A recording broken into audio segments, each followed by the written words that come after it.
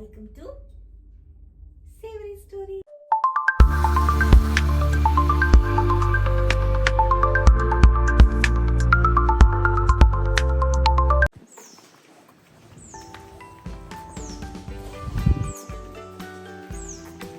ബാംഗ്ലൂരിൽ മക്കളെയും കൊണ്ടൊക്കെ നിൽക്കുന്ന വർക്കിംഗ് പാരൻസിന് എല്ലാവർക്കും അറിയായിരിക്കും.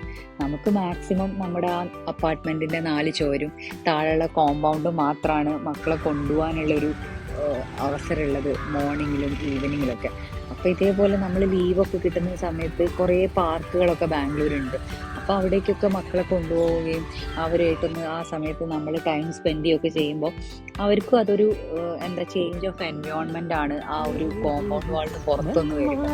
അതേപോലെ ഞങ്ങൾ ആമീനെയും കൊണ്ട് ഇടയ്ക്ക് ഞങ്ങൾക്ക് ലീവ് കിട്ടുമ്പോൾ സൺഡേസും ഇതുപോലത്തെ എന്തെങ്കിലും കുറച്ച് എക്സ്ട്രാ ടൈം വർക്കിംഗ് ഇല്ലാത്ത സമയങ്ങളൊക്കെ കിട്ടുകയാണെങ്കിൽ ഞങ്ങൾ ഇതേപോലെ മോളെയും കൊണ്ട് കബൻ പാർക്കിലൊക്കെ ഒന്ന് വരും. കബൻ പാർക്ക് എന്ന് പറയുമ്പം ഭയങ്കര ഏരിയ കൂടുതലുള്ളൊരു സ്ഥലമായതുകൊണ്ട് ഒരുപാട് പ്ലേസിൽ നമുക്ക് മോളെ ഇരുത്തി അവളെ കൂടെ ടൈം സ്പെൻഡ് ചെയ്യാനൊക്കെ ഉള്ള നല്ലൊരു അറ്റ്മോസ്ഫിയർ ആണ് പൊതുവെ കമൻ പാർക്കിലുള്ളത്. അപ്പം ഞങ്ങൾ അവളെയും കൊണ്ട് വരും, അവളുടെ കൂടെ കുറച്ച് നേരം കളിക്കും, ടൈമൊക്കെ സ്പെൻഡ് ചെയ്ത് എന്നിട്ട് ഞങ്ങൾ പൊതുവെ തിരിച്ചു പോകാറാണ് പതിവ്.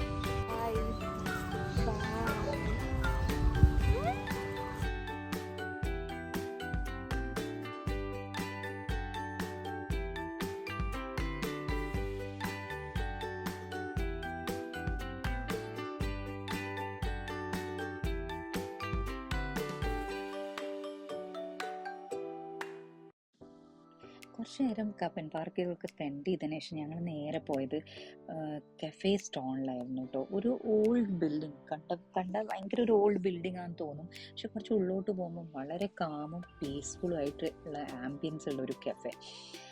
വളരെ നല്ലൊരു അറ്റ്മോസ്ഫിയർ ആണ് കേട്ടോ അവിടെ ഉള്ളത്. ഭയങ്കര പീസ്ഫുള്ളാണ്. നമ്മൾ ഈ ചെറിയ മക്കളെയും കൊണ്ടൊക്കെ പോകുമ്പം എന്തായാലും നമുക്ക് പീസ്ഫുള്ളായിട്ട് ഇരുന്ന് ഫുഡൊക്കെ കഴിക്കാൻ പറ്റിയൊരു വെരി ഗുഡ് പ്ലേസ് എന്ന് തന്നെ വേണമെങ്കിൽ പറയാം. ഞങ്ങൾ അവിടുന്ന് ഫ്രഞ്ച് ടോസ്റ്റാണ് കഴിച്ചത്. എന്നിട്ട് ഞങ്ങൾ അവിടുന്ന് ഇറങ്ങി നേരെ വീട്ടിലോട്ട് പോയി. ബൈ.